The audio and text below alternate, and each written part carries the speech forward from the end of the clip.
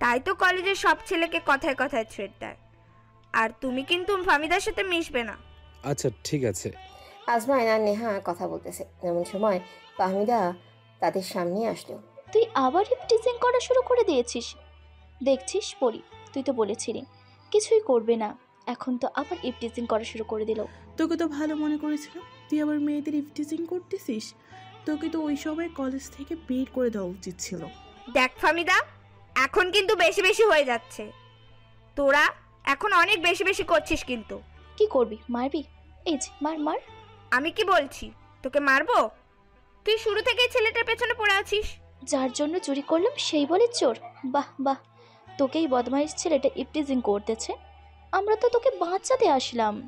এতদিন তো আমার জন্য দরদ দেখাসনি, হঠাৎ কি হলো রে তোর?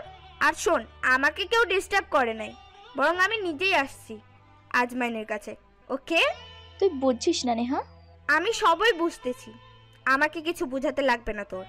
আজমান বসেছিল, নেহা গিয়ে আজমানের হাতটা ধরে ফাহমিদার কাছেই নিয়ে আসলো। আজ থেকে আমি আজমাইনের বেস্ট ফ্রেন্ড এবং আজমাইনের গার্জিয়ান। সো এখন তুই আজমাইনের সঙ্গে কি করবি কর। তুই আমাকে চ্যালেঞ্জ করছিস নেহা? তুই যদি মনে করিস তোকে আমি চ্যালেঞ্জ করছি, তাহলে তাই ভাব। আজ তুই আমাকে একটা ছেলের জন্য এত অপমান করলি নেহা, আমি এটা কখনোই আশা করি নাই। তুই আমার বোন হয়ে একটা অচেনা ছেলেকে সাপোর্ট করছিস। তোর সাথে আমি কখনোই এমন করতাম না, কিন্তু তুই যা শুরু করেছিস আমি বাধ্য হলাম। আমি ওর শেষ দেখে ছাড়বো। তুই আমাকে পুরো ক্লাসের সামনে অপমান করলি, আমিও তোকে দেখে নিব। যা যা, আমিও দেখব তুই আমাকে কি করতে পারিস। তারপর ফাহমিদা রাগ দেখিয়ে ক্লাস থেকে চলে গেল।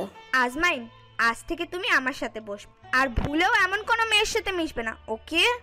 আচ্ছা। এখন গিয়ে বসো, স্যার ক্লাসে আসবে। আচ্ছা যাচ্ছি। একটু পর স্যার ক্লাসে আসলো। এক একে ক্লাসের সবাই তাদের নাম ঠিকানা বলতে লাগলো। আজমানও বলল, সবার স্যারের সাথে পরিচিত হলো। আচ্ছা, তোমাদের আমার জীবনে একটা ঘটনা বলি, আমি কিভাবে শিক্ষা হলাম। জি স্যার, বলেন। আমি তখন ক্লাস 6 শ্রেণীতে উঠলাম। সারাদিন খেলাধুলা করতাম, পড়ানামে কিছু আছে আমি জানতাম না। এভাবেই দিন যায় রাত যায়, এভাবেই কেটে গেল একটা বছর। 2 দিন পর পরীক্ষা। সারা বছর বইটা খুলেও দেখি নাই, যেভাবে এনে রেখেছিলাম সেভাবেই আছে। বই খুলে বইয়ের যেই গ্রামটা আছে সেটা অনুভব করতে লাগলাম, বইয়ের যেই ভাঁজটা ছিল সেটা এখনও আছে। তারপর কোনো মতো পরীক্ষা দিলাম, কোনো বিষয়ে টেনে মেনে পাস করছি, আর কিছু বিষয়ে ডাব্বা মারছি। তারপরও স্যার ক্লাস 7মে ওঠালো, তবে খ শাখায় একেবারে শেষ রোলটা আমার। এই ক্লাস 7মের সময় তাও আড্ডা, খেলাধুলা, দুষ্টুমি এগুলো করেই কাটতো, কিন্তু পড়তে বলতাম না। আমি মনে করতাম এত পড়াশোনা করে কি হবে, একদিন তো আমাদের খেতে খামারে কাজ করতেই হবে, তাই পড়াশোনা করতাম না। এভাবে ক্লাস 7ম পার হয়ে গেল। ক্লাস 8মে এই শ্রেণীতেও একই কন্ডিশন, রোলটাও আমার। তখন ক্লাস 8ম পড়তাম, একটু আমাদের চিন্তা আসছিল, 8মে তো আমাদের বোর্ড পরীক্ষা, এটাতে তো ফেল করলে হবে না, তাই একটু ভালো করে পড়াশোনা করলাম। আবার মনে করো সারাদিন একটু পড়াশোনা করতাম, সারাদিন তো বকাটা ছেলেদের মতো ঘুরতামই, রাতে যাও পড়তে বসতাম, তাও একটা মেয়েকে পছন্দ করতাম, ওই মেয়ের নাম লিখে খাতা ভর্তি করতাম।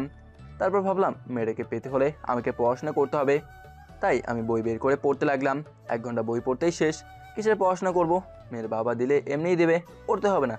এভাবে 1 ঘন্টা পরে পরে 8ম পরীক্ষা দিলাম, এটাতে টেনে মেনে সব বিষয়ে পাশ করছি। এখন আমি ক্লাস 9মে শ্রেণীতে উঠছি। এখন একটু ভালো হয়ে গেলাম, প্রথম মাস থেকে পড়াশোনা শুরু করে দিলাম। 2 মাস পড়তেই দূর পড়াশোনা আর ভালো লাগে না, তাই আর পড়ি নাই। এভাবে সময় কাটতে লাগলো, আমার পড়াশোনা তো কিছুই করি না, খালি ঘুরি আর খাই। ক্লাস 9মের বছরে এভাবেই কেটে গেল। ক্লাস 10মের 5 মাস পড়াশোনা করি নাই, তারপর থেকে প্রাইভেট পড়তে লাগলাম। কিন্তু মাস যেতেই বাবার কাছ থেকে স্যারের বেতন নিয়ে হাওয়া হয়ে যেতাম, এই স্যারের কাছে আর পড়তাম না। এভাবে টেস্ট পরীক্ষা পর্যন্ত পড়লাম, পড়াশোনা তো কিছুই করতাম না, শুধু বই নিয়ে যেতাম আর আসতাম। আর তখন আমি অনেক ফাজিল ছিলাম, আমাকে দেখলেই সবাই ফাজিল বলতো। টেস্ট পরীক্ষা দিলে 4 বিষয়ে পাস করতে পারি নাই। রেজাল্ট আসার পর আমাকে স্যার বলল আমি এইচএসসি দিতে পারবো না। আমার মনটা এত খারাপ হয়ে গেল, আমি একটা জায়গায় গিয়ে কাঁদতে লাগলাম। একটু পরে আমার কাছে একটা স্যার আসলো, স্যার আমাকে বলতে লাগলো কাঁদছিস কেন, এতদিন তো বকাটা ছেলেদের মতোই ঘোরাঘুরি করতি। আমি স্যারকে বললাম স্যার আমাকে যেভাবেই হোক এইচএসসি পরীক্ষা দেওয়ার ব্যবস্থা করে দেন। স্যার বলল দিতে পারি, তুই যদি ভালো করতে পারিস তাহলে। আমিও স্যারকে বলে দিলাম ভালো করে পড়াশোনা করব। তারপর স্যার আমাকে এইচএসসি পরীক্ষা দেওয়ার ব্যবস্থা করলো, আমিও ভালো করে পড়াশোনা করতে লাগলাম। দিনকে দিন মনে করতাম না, রাতকে রাত মনে করতাম না, সবসময় পড়াশোনা করতাম। দিনে 15 থেকে 16 ঘন্টা পড়ে লাগলাম। 3টা মাস এভাবেই পড়লাম। এইচএসসি পরীক্ষা দিতে লাগলাম। প্রশ্নটা হাতে পাওয়া দেরি, লেখা শুরু করতে দেরি হয় না। যতগুলো প্রশ্ন ছিল সবগুলো প্রশ্নই কমন ছিল, কোনটা রেখে কোনটা লিখবো বুঝতাম না। সব পরীক্ষা ভালো করে দিলাম। রেজাল্ট আসতেই আমি চলে গেলাম রেজাল্ট আনতে। রেজাল্টের কথা শুনে নিজের কানকে বিশ্বাস করি নাই। পুরো জেলার মধ্যে এইচএসসিতে 3য় স্থান অধিকার করেছি। মাত্র 3 মাসে অক্লান্ত পরিশ্রমে আজ আমি সফল হয়েছি। আর তখন থেকেই আমার জীবন পাল্টে গেল। তাই আমি তোমাদেরকে সবসময় একটা কথাই বলবো, আমি যদি 3 মাসে এত ভালো রেজাল্ট করতে পারি তাহলে তোমরা কেন পারবে না? তোমাদের হাতে এখনও পুরো সময়টাই আছে। আবার তোমরা এটা ভেবে নেওয়া এর মতো 3 মাস আগেই পড়াশোনা করব। স্যারের এই জীবন কাহিনীটা শুনে সত্যিই অনেক ভালো লাগলো। 3 মাসে এত ভালো রেজাল্ট করলো, তাহলে আমরা কেন পারবো না? যাবি হোক আজমাইন, ভালো রেজাল্ট করতে হবে। এভাবে আজকের ক্লাসটা শেষ করে স্যার চলে গেল। ওই হ্যালো, এই যে মশাই, ইয়া, কি হলো? আমাকে চিমটে দিলে কেন? এই যে এদিকে একটু দেখুন। কখন ধরে ডাকছি, কোনো সাড়াই দিচ্ছেন না। কি এত ভাবছিলেন বলুন তো? না, কিছু ভাবছিলাম না। আচ্ছা চলো আমরা গিয়ে কিছু খেয়ে আসি। আজমান নেহাকে অনেকবার বারণ করলো, খাবে না। নেহা কোনো কথাই শুনো না, আজমানকে জোর করে নিয়ে যেতে লাগলো। যখনই আজমান ক্লাসরুম থেকে বাইরে যাওয়ার জন্য পাটা বাড়াবে, তখনই আজমানকে ল্যাং মেরে ফেলে দিল। কিরে, তুই আজমাইনকে ল্যাং মেরে ফেলে দিলি কেন? ইস, আমার বয়ে গেছে, এই নোংরা ছেলেকে ল্যাং মেরে ফেলে আমার পাটাকে নোংরা করব। ফামিদা, এখন কিন্তু বেশি বেশি হয়ে যাচ্ছে। মানুষকে যখন সম্মান দিতে পারবি না, তখন অসম্মানও করতে পারিস না। যা যা, আমাকে তোর জ্ঞান দিতে হবে না, ওকে? যাচ্ছিস তো একটা খ্যাত ছেলের সাথে, আমি বললে তো আমার সাথে কোনোদিনও যেতিস না। তুই যে মানুষের সাথে এমন ব্যবহার করছিস না, একদিন এটার বুঝবি। হয়েছে তোর জ্ঞান দেওয়া, এখন যা। তারপর আজমাইন আর নেহা ওখান থেকে চলে আসলো। আজমাইন, তোমার কোথাও লাগেনি তো? দেখি তো, কোথাও ব্যথা পাইছো নাকি? না, কোথাও ব্যথা পাইনি। আমাকে নিয়ে আপনার এত চিন্তা করতে হবে না। আপনি কে? আজ থেকে কোনো আপনি টাপনি না, অনলি তুমি। কি বলবে? তুমি? এখন ঠিক আছে। তারপর আজমাইন আর নেহা রেস্টুরেন্টে গেল। সেখানে অনেক কিছু অর্ডার করলো নেহা। আজমানের আর নেহা খাচ্ছে, এমন সময় কিছু মেয়ে তাদের সামনে আসলো। কি রে নেহা, এটা কি তোর বয়ফ্রেন্ড নাকি? তোদের কি এমন কথা ছাড়া মুখ দিয়ে আর কোনো কথা আসে না? আমার সাথে ছেলে থাকলেই যে সেটা আমার বয়ফ্রেন্ড এমন কিন্তু না। ছেলে থাকলে তো বলতাম না, বাট তুই এই খ্যাত ছেলেটাকে নিয়ে যা শুরু করেছিস, আমরা বলতে বাধ্য হলাম। তোর রুচি এত খারাপ। ছেলেটাকে কি দেখে পছন্দ করলি? না আছে ভালো চেহারা, না আছে ভালো পোশাক, এই দেখ শার্টে খাবারের দাগ লেগে আছে। এগুলো বলেই সব মেয়েগুলো হাসতে লাগলো। মেয়েদের কথা শুনে আজমানের চোখে জল চলে আসলো। আজমানের বাবা তাকে শার্টটা জন্মদিনে উপহার দিয়েছিল। এই একটা শার্ট আজমানের খুব প্রিয়, কিন্তু মেয়েগুলোর কথা শুনে আজমান অনেক কষ্ট পেল। আজমান নেহার দিকে তাকালে দেখে রেয়া রাগে ফুলছে, কোনো কথাই বোঝে না। তারপর নেহা আজমানের হাত ধরে নিয়ে যেতে লাগলো। আজমান বারবার বলতেছে কোথায় নিয়ে যাচ্ছে, কিন্তু নেহা কিছুই বলল না। একটু পর আজমানকে নিয়ে শপিং মলে আসলো। নেহা, আমাকে এখানে কেন এনেছো? কোনো কথা বলবে না, শুধু দেখবে কি করি। আজমান চুপ হয়ে গেল। নেহা আজমানকে নিয়ে একটা দোকানে গেল। ভাইয়া, এই প্যান্ট আর শার্টগুলো একটু দেখান তো। তারপর দোকানদার শার্ট আর প্যান্টগুলো দেখালো। ভাইয়া, এই ব্ল্যাক শার্ট, ব্ল্যাক প্যান্ট আর কি ব্ল্যাক টি শার্ট আছে দেখান তো। নেহা, আমাকে ছেড়ে দাও। আমাকে এখানে আনলে কেন? আজমাইন, তোমাকে তো বলছি কোনো কথা বলতে না। ভাইয়া, আপনি আজমাইনের সাইজে সব জিনিসগুলি দেন। আমার সাইজের মানে বুঝলাম না। মানে হলো, তোমার মতো আমারও একজন স্পেশাল মানুষ আছে, কিন্তু ওর আজকে অনেক কাজে বিজি, তাই আসতে পারেনি, তাই তোমাকে নিয়ে আসছি। ওর আচ্ছা। তারপর নেহা আজমানের সাইজের অনেকগুলো শার্ট, প্যান্ট আর টি শার্ট নিল। সবগুলো টাকা দিয়ে আজমানের সাথে সব ব্যাগের বোঝা দিয়ে নেহা তার পিছন পিছন আসতে বলল। নেহা আজমানকে নিয়ে একটা শু স্টোরে গেল। সেখান থেকে আজমানের সাইজের 2 জোড়া শু নিল নেহা। আজমান কিছু বলতেছে না, কারণ নেহা আজমানকে বলেছে কোনো কথাই না বলতে, তাই আজমান কোনো কথাই বোঝে না। এত সব কিছু কেনার পর নেহা আজমানকে নিয়ে আবারও সেলুনে গেল। ভাইয়া, আপনি ওকে ভালো করে ফেসিয়াল করে দিন, তারপর আমাকে ডাক দিবেন, ওকে? আচ্ছা ঠিক আছে।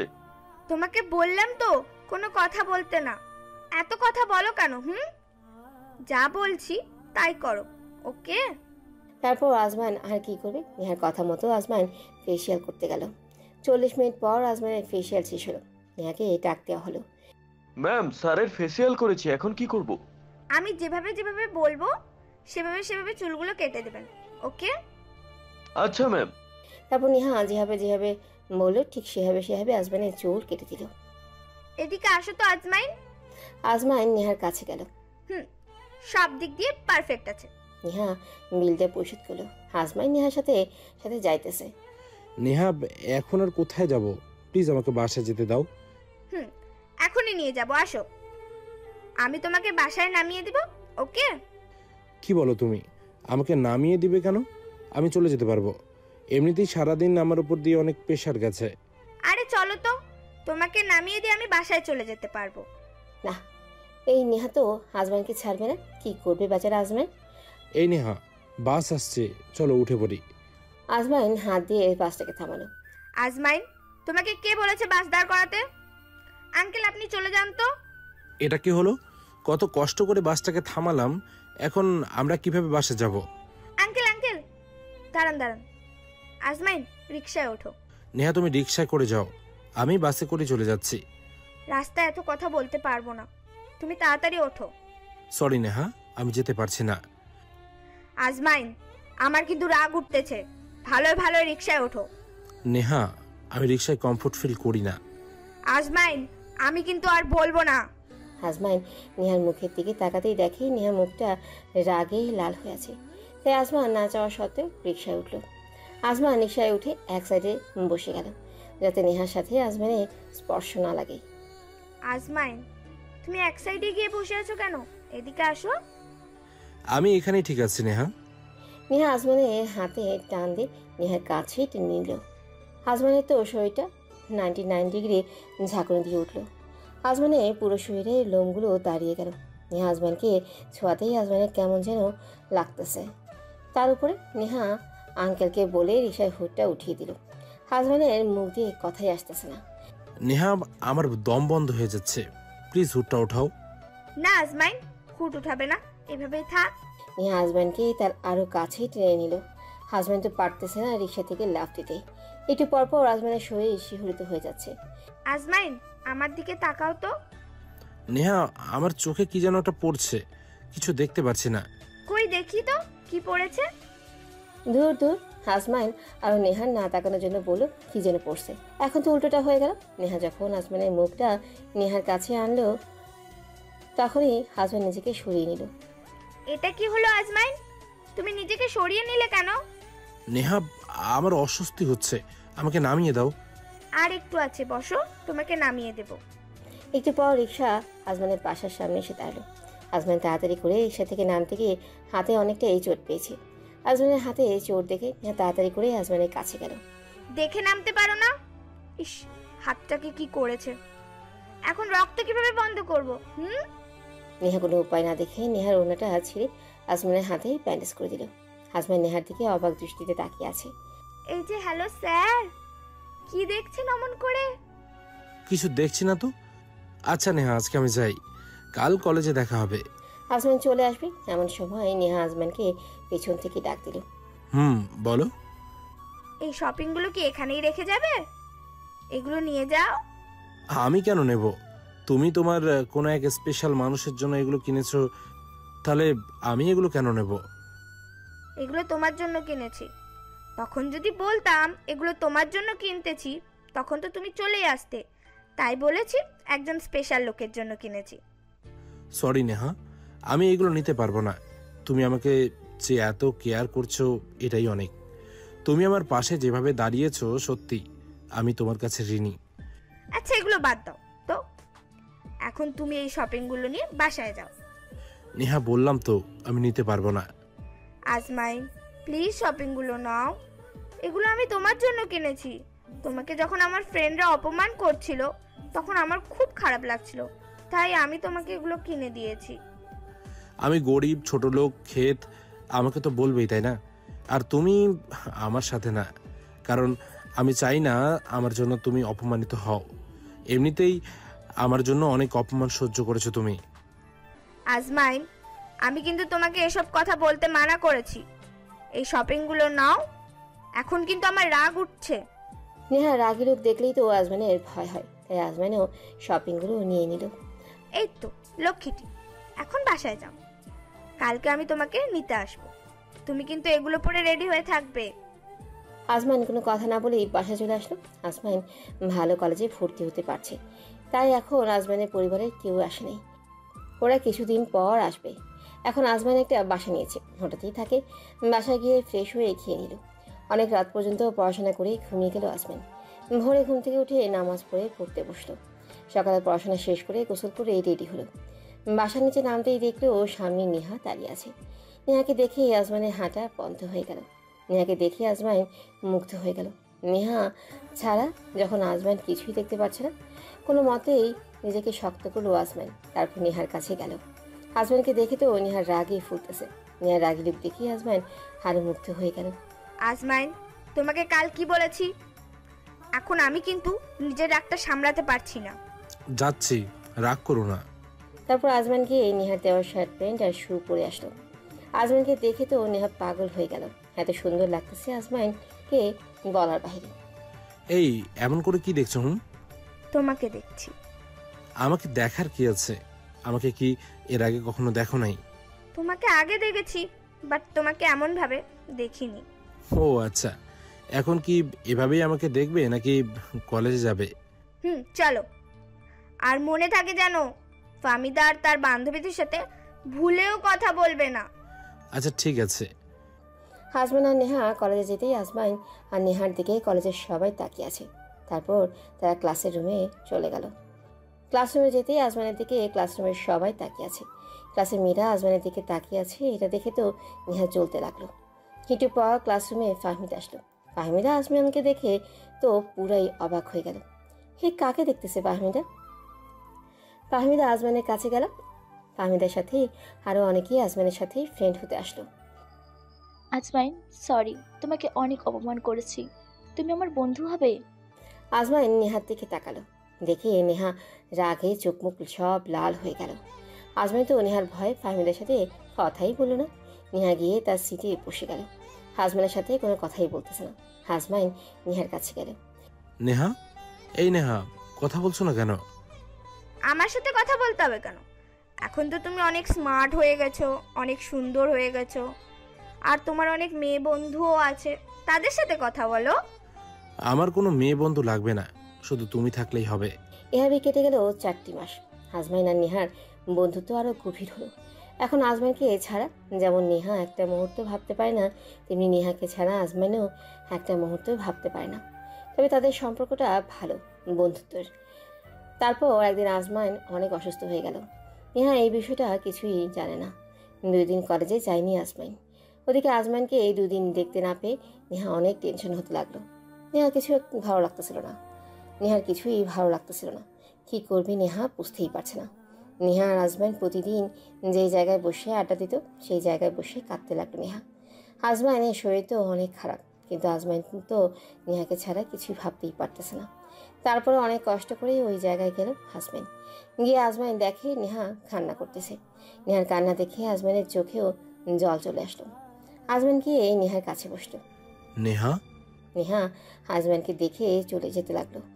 আজমাইন নেহার হাতটা ধরলো। নেহা, কোথায় যাচ্ছ? আমার সাথে কথা বলবা না? আমি কারোর সাথে কথা বলতে চাই না। আমার সবার জন্য টেনশন হলে কি হবে? সবাই তো আর আমার জন্য টেনশন করে না। এই দেখো, কান ধরলাম, আর হবে না, আর কোনোদিনও এমন হবে না। আজমাইন নেহার সামনে গিয়ে কান ধরে উঠবোস করতে লাগলো। নেহা আজমাইনের কাছে গিয়ে আজমাইনকে জড়িয়ে ধরে আরো জোরে জোরে কাঁদতে লাগলো। এই দেখো, কাঁদে না, আমি তো কোথাও যাইনি। তুমি জানো তোমার জন্য কত কষ্ট হয়েছিল? পাগলি, আমি জানি তোমার যে আমার জন্য কষ্ট হয়। আজমাইন, তোমার কি হয়েছে? কই, কিছু হয় না তো। তুমি আমাকে ফাঁকি দিতে পারো না? তোমার শরীরটা এত গরম কেন? একটু অসুস্থ আর কি। প্লিজ আজমাইন, বলো তোমার কি হয়েছে। জানো তোমার কিছু হলে আমি সহ্য করতে পারি না। নেহা, 2 দিন ধরে আমার শরীরটা অনেক খারাপ। আমাকে জানালে না কেন? তোমাকে জানালে তো তুমি অনেক টেনশন করতা, তাই জানাইনি। ও, এখন বুঝলাম। তুমি তো আমাকে তোমার কিছুই মনে করো না। আরে নেহা, তুমি এমন কেন করছো? তুমি তো জানো আমি বিষয়টা নিয়ে কতটা সিরিয়াস। তুমি এমনভাবে বলো না প্লিজ। তুমি আমার ভালো বন্ধু, তোমার জন্য নিজের জীবনও দিয়ে দিতে পারি। তোকে আমি আমার জন্য তোর জীবন দিতে বলেছি, এমন কথা বলছিস কেন? হঠাৎ তুমি আমাকে তুই করে বলছো কেন? তো কি করে বলবে? তুমি তো আমাকে রাগ উঠাও। প্লিজ তুমি রাগ করো না। সরি নেহা। তুমি ডাক্তার দেখিয়েছো? সত্যি বলবা, যদি মিথ্যে বলেছো তাহলে কিন্তু। সত্যি বলছি, আসলে নেহা ডাক্তার দেখাতে ভুলে গেছি। তুই ডাক্তার দেখাসনি কেন? তোর কিছু হয়ে গেলে আমার কি হতো? নেহা, আম্মু আব্বু তো আমার কাছে নেই, কে আমাকে ডাক্তারের কাছে নিয়ে যাবে? 2 দিন বিছানা থেকে উঠতেই পারি নাই। আজকে অনেক কষ্ট করে তোমার কাছে আসলাম, যাওয়ার সময় ডাক্তার দেখিয়ে নেব। তুমি এখন আমার সাথে ডাক্তারের কাছে যাবে, যদিও কোনো কথা বলবে না। তুমি কেন বোঝো না? তোমার কিছু হয়ে গেলে আমি কাকে নিয়ে থাকবো? নেহা, একটা কথা বলি, রাগ করবা না তো? যদি রাগ উঠানোর মতো কথা বলো তাহলে তো রাগ করবই। তাহলে বলবো না। আচ্ছা বলো। ওকে, আচ্ছা, আমি তো শুধু তোমার ভালো একজন বন্ধু, তাহলে তুমি আমাকে ছাড়া থাকতে পারবে না কেন? কারণ আমি তোমাকে আমার মনের মাঝে রেখেছি, যেখান থেকে কোনোদিনও তোমাকে বের করতে পারবো না। তুমি শুধু আমার ভালো বন্ধুই না, তুমি আমার সব, যার জন্য আমি সব করতে পারি। হাসান ভাবতেছে আমার জন্য যেহেতু সব করতে পারবে তাহলে একটু মজা নিয়ে দেখি। নেহা, তুমি তো আমার জন্য সব করতে পারবা। আমাকে এটা কি বললো? আমার অনেক দিনের একটা স্বপ্ন, আমার একটা কেয়ারিং গার্লফ্রেন্ড হবে। তুমি কি আমাকে খুঁজে দেবে? আজমান কথা বলতেই তো নেহার রেগে মেগে ফায়ার হয়ে গেল। হাজব্যান্ডকে ডাক্তার দেখানোর জন্য টাকা দিয়ে চলে গেল। হাজব্যান্ড তো বুঝতেই পারতেছে কেন নেহা হাজব্যান্ডের সাথে এমন করলো। তারপর হাজব্যান্ড ডাক্তার দেখে বাসায় গিয়ে নেহাকে ফোন দিতে লাগলো। প্রায় 2 ঘন্টা ধরে ফোন দিতেছে হাজব্যান্ড নেহাকে ফোন দিতেছে আর নেহা সবগুলো ফোন কেটে দিতেছে। না হলেও প্রায় 200টারও বেশি কল দিয়েছে, সবগুলোই কল কেটে দিয়েছে। আর একটা কল দেবো, যদি রিসিভ না করো তাহলে আর ফোনই দেবো না। লাস্ট একটা কল দিল, রিং হইতেছে কিন্তু ধরতেছে না। যেই কলটা কেটে যাবে অমনি সময় কলটা রিসিভ করলো। এত ফোন দিচ্ছ কেন? সমস্যা কি? নেহা, তুমি এত রাখছো কেন? আমি তো মজা করে বলছি যে গার্লফ্রেন্ড লাগবে, আর তুমি সিরিয়াস হয়ে গেছো। বুঝছি, আর বলতে হবে না। এখন তো আমাকে আর ভালো লাগে না, তাই না? তোমাকে তো ভালো লাগে, বাট আর কত বছর সিঙ্গেল থাকবো বলো? বুঝলাম, আমি তোমার এত ভালো একটা বন্ধু, তাও তোমার সিঙ্গেল মনে হয়। কই, আমার তো মনে হয় না নিজেকে সিঙ্গেল, কারণ তুমি তো আছো আমার জন্য, তাই না? কিন্তু আমি তো সারা জীবন তোমার সাথে থাকবো না। কেন থাকবে না? ও মা, তুমি যখন বিয়ে করে আমাকে একা করে দেবে তখন আমি তোমার সাথে থাকবো নাকি? কেন থাকবে না শুনি? নেহা, তুমি একটা পাগল, বুঝলে? বাই, আর কালকে কলেজে এসো, কথা হবে। আর একটু কথা বলো প্লিজ।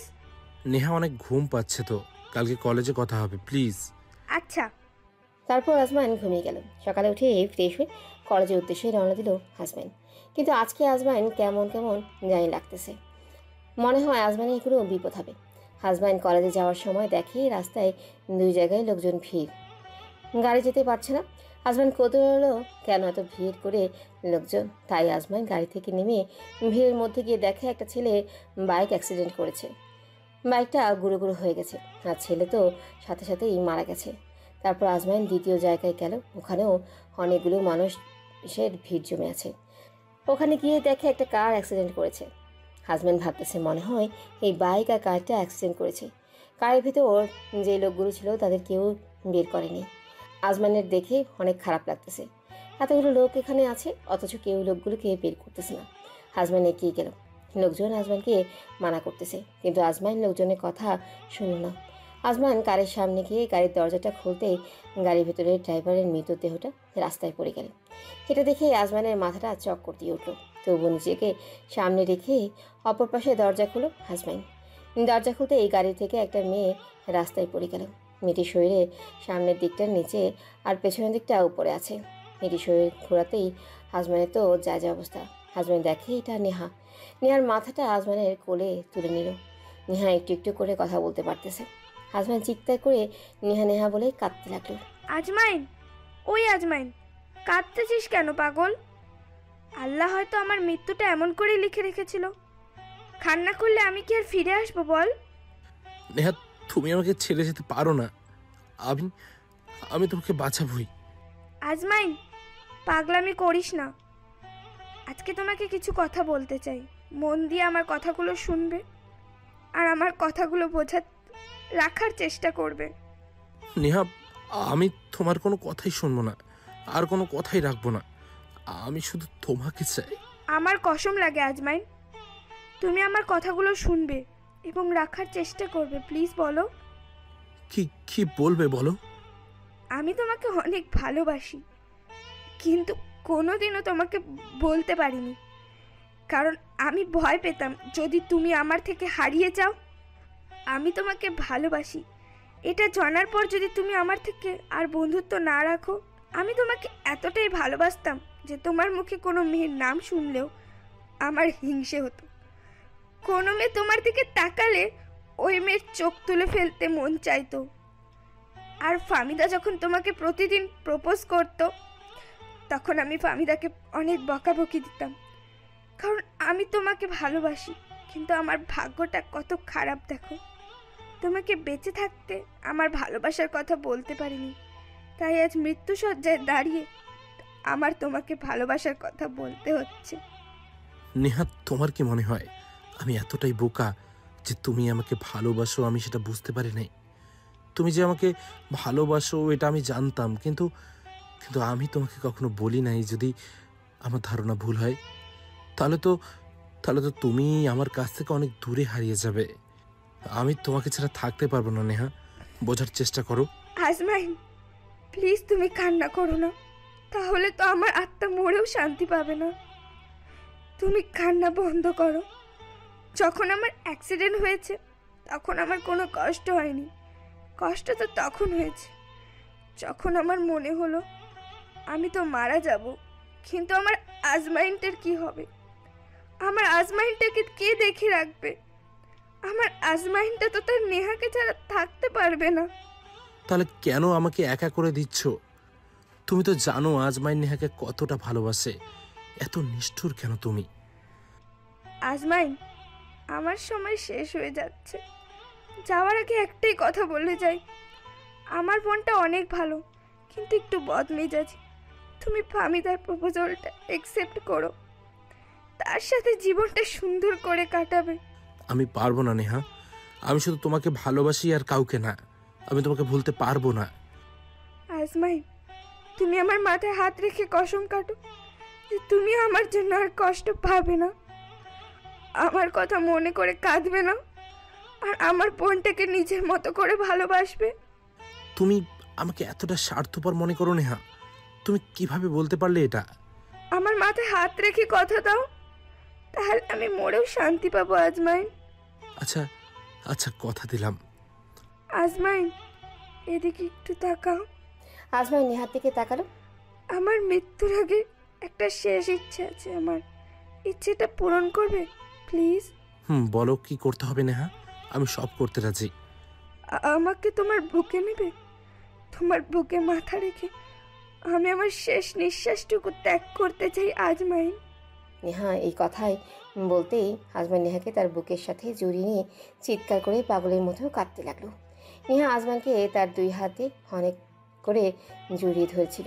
হঠাৎ করে তার হাত দুটো মাটিতে পড়ে গেল। নেহা, এই নেহা, কথা বলো নেহা। নেহা। তারপর নেহার পরিবার এসে তার লাশ নিয়ে গেল।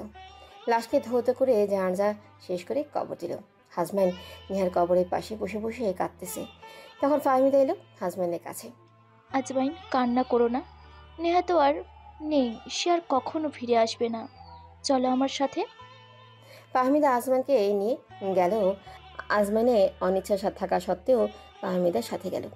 আজমানের যখন খারাপ সময় যাইতেছিল তখন ফাহমিদা এসে আজমানের পাশে দাঁড়ালো। এভাবে কেটে গেল একটি বছর। এখন নেহার কথা খুব কমই মনে পড়ে হাজমানের। ফাহমিদার সাথে ভালোবাসার মায়া জালে জড়িয়ে গেল হাজমাইন।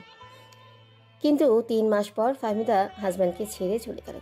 ফাহমিদা আজমানকে ছেড়ে যাওয়ার রিজন হলো, প্রথম দিন আজমান যখন কলেজে এসেছিল তখন আজমানকে সবাই গরিব বলে খেপিয়েছিল। কিন্তু কিছুদিন পর আজমান যখন কলেজে এসেছিল তখন তাকে অনেক বড় বিজনেসের ছেলে বলে মনে হইতেছিল। তাই ফাহমিদা আজমানকে পাওয়ার জন্য এত নাটক করছিল। যখন ফাহমিদা জানতে পারলো আজমাইন মধ্যবিত্ত, তখন ফাহমিদা আজমাইনকে ছেড়ে দিল। আজমাইন প্রতিদিন রাতে ঘুমাতে পারে না, সবসময় ফাহমিদার কথাই মনে হয়। নিহা তো ছিল 3 মাস আর ফাহমিদা ছিল 15টা মাস। নিহার শোক কাটিয়ে উঠতে পারলেও ফাহমিদার শোক কাটাতে পারতেছে না আজমাইন। টাকা কি একটা জিনিস যেটা 15টা মাসে ধীরে ধীরে গড়া মায়া এক নিমেষের মধ্যেই শেষ করে দিল। একটুও কষ্ট হলো না ফাহমিদার। সত্যি কথাটা কি হলো, টাকার কাছে ভালোবাসা মূল্যহীন। যার কাছে টাকা আছে তার কাছে সব কিছু আছে, যার কাছে টাকা নেই তার কাছে কিছুই নেই। তারপর আজমাইন প্রতিজ্ঞা করলো আজকে টাকার জন্য ফাহমিদা এতদিনের ভালোবাসাটা নষ্ট করে দিল। একদিন ফাহমিদাকে দেখিয়ে দিবে আজমাইন। এরপর থেকে আজমাইন ভালো করে পড়াশোনা করতে লাগলো আর আজমাইন বাবার স্বপ্নটাকে আরও দৃঢ় করলো। আজমাইনের আর্মি অফিসার হতেই হবে। ম্যাম, এটাই আমার ভালোবাসার গল্প। যাই হোক, ফাহমিদাকে অনেক ভালোবাসতাম, কিন্তু আমার ভালোবাসার মূল্য দিতে পারলো না। আজমাইন চোখ থেকে জল পড়তেছে। আজমাইনের মাথা উঁচু করে ম্যামের দিকে তাকা দিয়ে দেখতে পায় ন্যারি এর চোখে দিয়ে পানি পড়তেছে। ম্যাম, কাঁদছেন কেন আপনি? আমার কষ্টের কথা আপনি শুনে কাঁদছেন? কাঁদবেন না। আজমাইন, তোমার এত নিষ্ঠুর ভালোবাসার গল্প? সত্যি তোমার জন্য অনেক খারাপ লাগছে। ম্যাম, এসব কথা বাদ দেন না, এখন চলেন অফিসে যাই। হঠাৎ আজমাইনের ফোনে একটা কল আসলো। আজমাইন ফোনটা রিসিভ করলো। ফোনের ওপাশ থেকে একজন লোক বলতেছে, আপনি কি আজমাইন বলতেছেন? জি স্যার, আজমাইন বলছি। আপনি কি সেনাবাহিনীতে যোগ দেওয়ার জন্য অ্যাপ্লাই করেছেন? জি স্যার। আপনাকে এখন আমাদের সাথে দেখা করতে হবে। স্যার, এখনই দেখা করতে হবে? কাল দেখা করলে হয় না? জি না আজমাইন, আমাদের কাছে অর্ডার আছে যতজন লোক সেনাবাহিনীতে অ্যাপ্লাই করেছে তাদের সকলকে একসাথে করতে হবে। আচ্ছা স্যার, আমি আসছি। তারপর আজমাইন ফোনটা কেটে দিল। ম্যামকে সব কিছু বলল আজমাইন। ম্যাম আজমাইনকে বলতেছে, আজমাইন চলো, আমি তোমাকে ওখানে পৌঁছে দিয়ে দিচ্ছি। ম্যাম, অফিসে তো অনেক কাজ আছে, তাই আপনার যেতে হবে না, আমি যেতে পারবো। তোমাকে তাড়াতাড়ি যেতে হবে, তাই তো? ম্যাম, এত তাড়াতাড়িও যেতে হবে না, রিল্যাক্স, গেলেই হবে। আজমাইন, আমার না একটা আশা ছিল। এটা আমাকে বলছেন কেন ম্যাম? আপনার বাবাকে গিয়ে বলেন। বাবাকে বলি নাই, কারণ এটা বাবা পূরণ করতে পারবে না। তাহলে যে পূরণ করতে পারবে তাকে গিয়ে বলেন।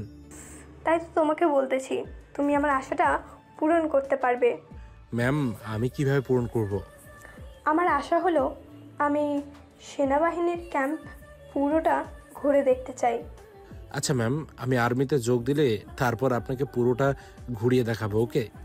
বাট এখন আমি তোমার সাথে যেতে চাই। আচ্ছা চলেন। তারপর আজমাইন আর ভূমি রওনা দিল সেনাবাহিনীর ক্যাম্পের উদ্দেশ্যে।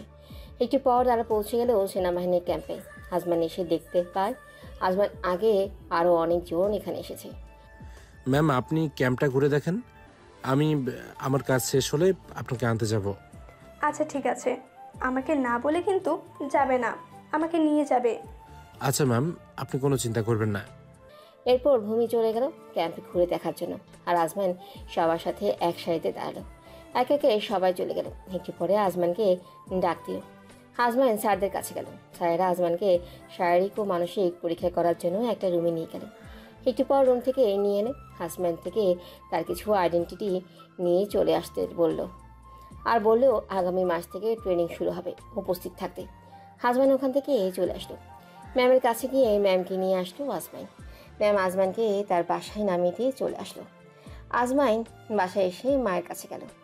মা, আজকে আমি সেনাবাহিনীতে যোগ দিতে গিয়েছিলাম। কি বললো আজমাইন?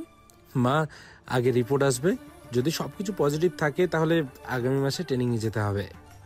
নামাজ পড়ে আল্লাহর কাছে দোয়া চাইব যাতে তোর সব কিছু পজিটিভ আসে। আচ্ছা মা, এখন ক্ষুধা লাগছে, খেতে দাও কিছু। তুই গিয়ে বস, আমি তাসফিয়াকে বলতেছি তোকে যেন খাবার দেয়। আচ্ছা মা, আর তুমি কি ওষুধ খেয়েছো? তাসফিয়া দেখে দেখে সবগুলো ওষুধ খাইয়ে দিচ্ছে। তারপর আজমাইন ডাইনিং টেবিলে গিয়ে বসলো। তাসফিয়া আজমানকে খেতে দিল। আজমানের সামনে খাবার দেখে তো আজমান অবাক দৃষ্টিতে তাসফিয়ার দিকে তাকিয়ে আছে। কি হলো, এমন করে তাকিয়ে আছো কেন? এই সবগুলো তো আমার ফেভারিট খাবার, তুমি আমার জন্য এত কিছু রান্না করেছো। তোমার জন্য রান্না করছি, নাও খেয়ে দেখো কেমন হয়েছে।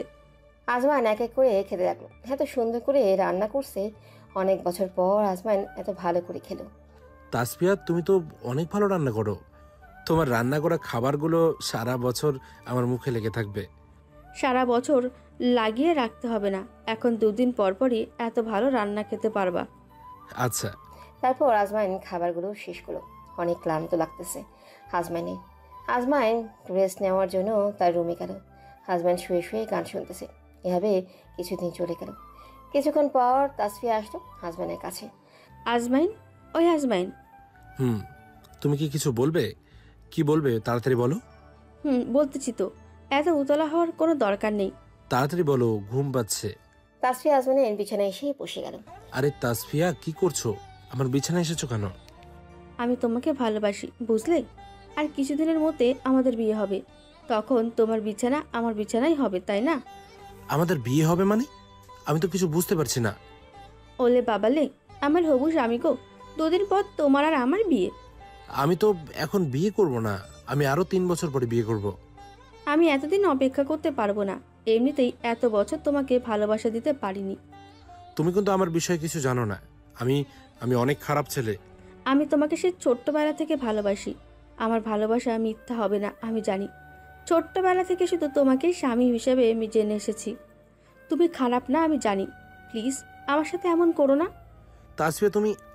হাজব্যান্ডকে কোনো কথা বলতে না দিয়ে তাসফিয়া হাজব্যান্ডের ঠোঁট জোড়া দখল করে নিল। হাজব্যান্ড কথাই বলতে চাইতেছে, কিন্তু তাসফিয়া শক্ত করে ঠোঁট জোড়াকে দখল করে রাখছে। হাজব্যান্ড তো তাসফিয়াকে সরাতেই পারছে না। একটু পর হাজব্যান্ডকে ছেড়ে দিল তাসফিয়া। তাসফিয়া, এটা কি করছো তুমি? আমার হবু স্বামীকে ভালোবাসা দিতেছি। এখনো কিন্তু আমি তোমার স্বামী হয়নি, এখনই এসব শুরু করে দিয়েছো। হও নাই তো হয়ে তো যাবে, তাই না? চুপটি করে আমার কোমরে একটা চুমু দাও তো। নাউজুবিল্লাহ, নাউজুবিল্লাহ। হাজব্যান্ড তাসফিয়ার এখান থেকে চলে যেতে লাগলো, কিন্তু তাসফিয়া হাজব্যান্ডকে যেতে দিতেছে না। তাসফিয়া হাজব্যান্ডের হাতটা কোমরের কাছে নিল। হাজব্যান্ড নিজের আয়ত্তে থেকে তাসফিয়ার আয়ত্তে চলে গেল। হাজব্যান্ড কিছুই মাথায় ঢুকতেছে না, কী করতেছে হাজব্যান্ড। এখন হাজব্যান্ড নিজেও বুঝতে পারতেছে না হাজব্যান্ড কী করতেছে। হাজব্যান্ড তাসফিয়ার নেশায় পড়ে গেল। আস্তে আস্তে তাসফিয়ার কোমরের কাছে গিয়ে চুমু খেলো হাজব্যান্ড। তাসফিয়ার কোমরে চুমু দেওয়াতে তাসফিয়ার পুরো পাগল হয়ে গেল। তাসফিয়া আজমানের উপরে উঠে গেল। তারপর হঠাৎ করে ঘুমটা ভেঙে গেল আজমানের। আজমান ঘুম থেকে উঠে নাউজুবিল্লাহ নাউজুবিল্লাহ বলতে লাগলো। কত খারাপ স্বপ্ন দেখলো আল্লাহ! আজমানকে এটা কি দেখাইলো? আজমানের শরীর থেকে ঘামতে লাগলো। ফ্যানের পাওয়ার আরও বেশি করে দিয়ে আবারও ঘুমিয়ে গেল। ওই আজমাইন, ঘুম থেকে ওঠো, অফিসে যাবে না? দেখো 8টা বেজে গেছে। আজমান ঘুম থেকে উঠে গেল। ঘুম থেকে উঠেই তাসফিয়ার দিকে তাকিয়ে আছে, ভাবতেছে কালকে ঘটনার কথা বলবে না। এত খারাপ স্বপ্ন কীভাবে বলবে? কি হলো? আমার দিকে তাকিয়ে কি দেখছো? যাও ফ্রেশ হয়ে এসো। হাজব্যান্ড বিছানা থেকে উঠে ফ্রেশ হয়ে রুমে আসলো। আচ্ছা তাসফিয়া, একটা কথা বলি। বলো, কি বলবে? আমাদের কি কিছুদিন পরে বিয়ে হবে? বিয়ের কথা শুনে তাসফিয়া তো লজ্জায় কিছু বলতেছে না। আরে তাসফিয়া, লজ্জার কি আছে বলো? আমাদের কিছুদিন পর বিয়ে, কিন্তু আমি তো আম্মুকে বলে দিয়েছিলাম তোমাকে যেন না বলে। তোমাকে সারপ্রাইজ দিতে চেয়েছিলাম। আম্মুকে এতবার করে বললাম না বলতে, তাও বলে দিল। ভাল লাগে না। আজমানকে না বলেই বিয়ে ঠিক করে ফেলো হাজব্যান্ডের মা। আজমান তো মায়ের মুখের উপর না করতে পারবে না যে আজমান বিয়েটা করবে না। তাই অনিচ্ছা সত্ত্বেও তাসফিয়াকে বিয়ে করতে হলো হাজব্যান্ডে। আরে আজব তো, তুমি আমার মাকে আম্মু বলছো না? আমার মা আমাকে কিছুই বলে নাই, আমি জানি। এখানে আজবের কি হলো? 2 দিন পর তোমার আর আমার বিয়ে। তোমার আম্মু তো আমার আম্মু, তাই না? ও আচ্ছা, আমার একটা কথা ছিল। আমি একটা কথা বুঝলাম না, আমি তোমার হবু বউ, তাহলে একটা কথা বলবো এমন করতেছো কেন? যা বলবে বলো। আচ্ছা ঠিক আছে, কালকে কি তুমি আমার রুমে আসছিলে? আসছিলাম তো। কেন, কোনো সমস্যা আসলে? আরে না, কোনো সমস্যা নেই, এমনি জিজ্ঞেস করলাম। আজমানের ভয় হইতেছে, কালকে রাতে যে স্বপ্নটা দেখলো সেটা কি সত্যি নাকি? কাল রাতে স্বপ্ন যা দেখেছে তা তো ঠিকই হইতেছে সব। আল্লাহ জানে তাসফিয়ার সাথে কিছু খারাপ করছে নাকি আজমাইন। তাসফিয়া, তোমার সাথে কি কাল রাতে কিছু করেছি? যা দুষ্টু, লজ্জা করে। তার মানে আজমাইন স্বপ্ন দেখে নাই, সে কাল রাতে। তার মানে আমি তোমার সাথে কাল রাতে... কি বলো এগুলো? তুমি আমার সাথে কি করবে? কিছু করো নাই তো আমার সাথে। তোমার মাথা কি ঠিক আছে? কি বলছে এগুলো? বাঁচলাম, তার মানে আমি কিছু করি নাই। আজমাইন বিছানায় বসে দীর্ঘ নিঃশ্বাস নিল। এতক্ষণ মাথার উপরে একটা টেনশন ছিল। আজমাইন, তুমি কি আবোল তাবোল বলছো? আমি কিছুই বুঝতে পারছি না। না না, কিছু না। অনেক ক্ষুধা লাগছে, খাবার নিয়ে আসো তো। এমনিতেই আজকে অনেকটা লেট হয়ে গেছে। তারপর তাসফিয়া আজমানের জন্য খাবার নিয়ে আসলো। খাবার নিয়ে এসে আজমানকেই খাইয়ে দিল। আর আজমাইন অফিসের জন্য রেডি হইতেছে। আজমানের অফিসে যেতে লেট হবে, তাই তাসফিয়া আজমানকে খাইয়ে দিতেছে। খাওয়া শেষ করে রেডি হয়ে মাকে আর তাসফিয়াকে বিদায় দিয়ে অফিসে চলে আসলো। অফিসে যেতেই আজমানের ডাক পড়লো। অফিসে গিয়ে বসে একটু জিরাতেও পারল না। May I coming ma'am? Yes, come in. Azmain, আজকে তোমার এত লেট হলো কেন? কখন থেকে অমিকে বসিয়ে রেখেছি। সরি ম্যাম, আজকে ঘুম থেকে উঠতে একটু লেট হয়ে গিয়েছিল, তাই দেরি হয়ে যাচ্ছে। আর যেন না হয়, মনে থাকে যেন। আচ্ছা ম্যাম। এখন অমিকে নিয়ে কলেজে যাও। আর একটা কথা, নাসানকে যত তাড়াতাড়ি পারো কিছু একটা করো। আমাকে পাগল করে ফেলছে। আব্বুর কাছ থেকে প্রতিদিন টাকা নিতে আর ভালো লাগে না। প্রতিটা দিন টাকা টাকা করে আমার মাথাটা খেয়ে ফেলে। ম্যাম, আজকে তো অফিসে অনেক কাজ আছে, তাই কাজগুলো করে 2 দিন পরে যাই। কাজগুলো শেষ করতে তো 2 দিন সময় লাগবে। আজমাইন, এখানে আমি সব সামলে নিব। তুমি আগে নাসানকে উচিত শিক্ষা দিয়ে আসো। আচ্ছা ম্যাম। তারপর আজমাইন আর অমি গেল কলেজে। কলেজে যেতেই তো দেখে নাসান তার বন্ধুদের সঙ্গে আড্ডা দিতেছে। অমি গাড়ি থেকে নেমে ক্লাসরুমের দিকে যেতে লাগলো, আর নাসানও অমির পিছন পিছন যেতে লাগলো। আজমাইন গাড়িতে বসে সব দেখতেছে। এভাবে 10 দিন চলে গেল। নাসান এখন পুরোপুরি আজমাইনের পাতা ফাঁদে পা দিয়েছে, কিন্তু 2 দিন ধরে অমিকে আজমাইন সন্দেহ করতেছে।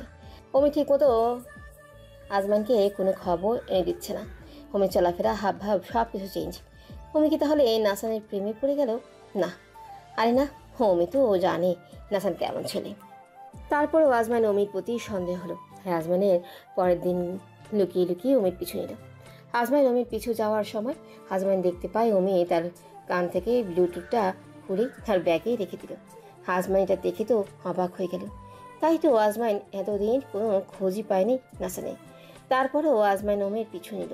আজমাইন দেখতে পায় অমি কলেজের ভেতরে একটা ক্যান্টিনের দিকে যেতেছে। আজমাইন কিছু বুঝতে পারতেছে না, কিন্তু হঠাৎ আজমাইন নাসানকে দেখতে পায়। আজমাইন একটু একটু বুঝতে পারতেছে, কিন্তু এখনও শের হতে পারছে না। একটু পর আজমাইন দেখতে পায় অমি নাসানের কাছে গেছে। অমি গিয়ে নাসানের কাছে বসলো। আজমাইন এটা দেখে অবাক হয়ে গেল। তারপর ভাবলো এটা মনে হয় অমির একটা প্ল্যান। আজমাইন দূর থেকে লুকিয়ে লুকিয়ে অমি আর নাসানকে দেখতেছে। আজমাইন দেখতে পায় অমি নাসানের হাত ধরলো। এখন একটু বেশি সন্দেহ হইতেছে। আজমান যাচাই করার জন্য অমির ফোন দিল। অনেকক্ষণ ধরে ফোন দিতেছে আজমাইন, কিন্তু অমি ফোন ধরছে না। 10টা কল দেওয়ার পর ফোন রিসিভ করলো। হ্যালো অমি, তুমি এখন কোথায় আছো? আমি তো ক্লাসে আছি। কেন, কিছু হয়েছে আজমাইন? না না, কিছু হয়নি। ব্লুটুথ কানেকশনটা পাচ্ছে না তো, তাই জিজ্ঞেস করলাম কোথায় আছো। আসলে আজমাইন ক্লাসে আছি তো, তাই নেটওয়ার্ক কানেকশনটা পাচ্ছে না। আচ্ছা ঠিক আছে, আর নাসানের সব খবর আমাকে দেবে, ওকে? আচ্ছা আজমাইন, আমি তোমার কাছে খবরটা ঠিক সময় পাঠিয়ে দিব। তারপর অমি ফোনটা কেটে দিল। আজমান এখন তাদের উপর নজর রাখতেছে। অমিকে দেখতে পায় নাসানের হাত ধরে কোথায় যেন নিয়ে যেতেছে। আজমানও তাদের ফলো করতেছে। এমন সময় আজমানের ফোনে একটা কল আসলো। আজমাইন, তুমি আজকে চলে যাও। কেন অমি, কি হয়েছে? আজকে তোমাকে রেখে চলে যাব কেন?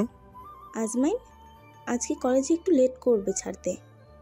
তোমাকে বললাম এতক্ষণে তুমি কি করবে বলো? তার থেকে তুমি অফিসে গিয়ে কিছু কাজ করো। ঠিক বলছো, তাহলে আজকে আমি চলে যাই। যাও। তারপর আজমাইন ফোনটা কেটে দিল। ফোনটা কেটে অমির দিকে তাকালো, দেখলো নাসান অমির সাথে নেই। আজমাইন আরেকটু এগিয়ে নাসানকে খুঁজতে লাগলো। অনেক খোঁজার পরও যখন নাসানকে পেল না, তখন আজমাইন চলে আসতেছে। পেছনে ঘুরতেই নাসানকে দেখতে পায়। নাসানকে তো আজমাইন ভয় পেয়ে গেছে। হঠাৎ করেই নাসান সাইড দিয়ে চলে আসতে লাগলো। এমন সময় নাসান বলল, আজমাইন, আপনি কি কাউকে খুঁজতেছেন? আজমাইন নাসানকে দেখে অবাক হয়ে গেল। নাসান আজমাইনের নাম কিভাবে জানলো? আপনি আমার নাম থেকে জানলেন? সেটা না হয় অন্য কোনো একদিন জেনে নিয়েন। এখন বলেন কাকে খুঁজতেছেন? কাউকে খুঁজছিলাম না, আমার একটা বন্ধু এই কলেজের ভেতরে আছে তো, আমি খুঁজে পাচ্ছিলাম না, তাই উকি দিয়ে দেখছিলাম পাই নাকি। আজমাইন, আমি তো জানি আপনি মিথ্যা কথা বলেন না, তা মিথ্যা কথাটা কোথা থেকে শিখলেন? আপনি আমাকে খুঁজছেন, ঠিক বলছি? আসলে থাক, আমি আপনার বিষয়ে সব জানি। আমার কাছে কিছু লুকাতে হবে না। আপনি আমার বিষয়ে এত কিছু কিভাবে জানেন? আপনি নিজেকে অনেক চালাক মনে করেন, তাই না? আসলে আপনি আমার কাছে বাচ্চা। আপনার মতো হাজারো ছেলে আমাকে পুলিশের হাতে ধরে দিতে এসেছিল, কিন্তু ভাগ্যের কি পরিহাস দেখেন, আমাকে পুলিশের কাছে দিতে গিয়ে তারাই এখন প্রতিদিন পুলিশের লাঠির বাড়ি খেতে হয়। নাসানের এমন কথা শুনে হাজব্যান্ড হাঁ করে নাসানের দিকেই তাকিয়ে রইল। আচ্ছা সবই বুঝলাম, কিন্তু একটা কথা বুঝলাম না। কি কথা শুনি? আপনি মেয়েদের নানানভাবে হ্যারেস করেন, আবার ব্ল্যাকমেল করেন। এটা করে আপনি কি পান? আমার প্রতিশোধের বদলা নিতে পারি আর শান্তি পাই। আপনার কথা ঠিক বুঝলাম না। আপনাকে দেখে ইনোসেন্ট মনে হচ্ছে। আপনাকে তাহলে বলি, তাছাড়াও আপনি আমার কিছুই করতে পারবেন না। কি বলবেন শুনি? আমার সাথে চলেন, দেখতে পাবেন। নাসান আজমানকে একটা কবরস্থানে নিয়ে গেল। নাজমান বুঝতেছে না কেন আজমানকে কবরস্থানে নিয়ে গেল। নাসান আজমানকে একটা মেয়ের কবরের সামনে নিয়ে এলো। এই কবরটা দেখতেছেন? দেখছি, কিন্তু আমাকে এই কবর দেখানোর মানে কি? এটা হলো আমার স্ত্রী মাসিয়ার কবর।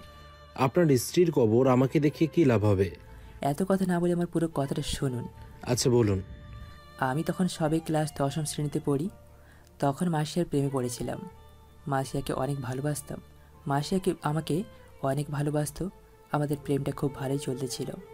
একদিন মাসিয়া আমাকে বলল, নাসান চলো আজকে কোথাও থেকে ঘুরে আসি। আমিও মাসিয়ার সাথে ঘুরতে গেলাম। তখন আমার একটা বাইক ছিল।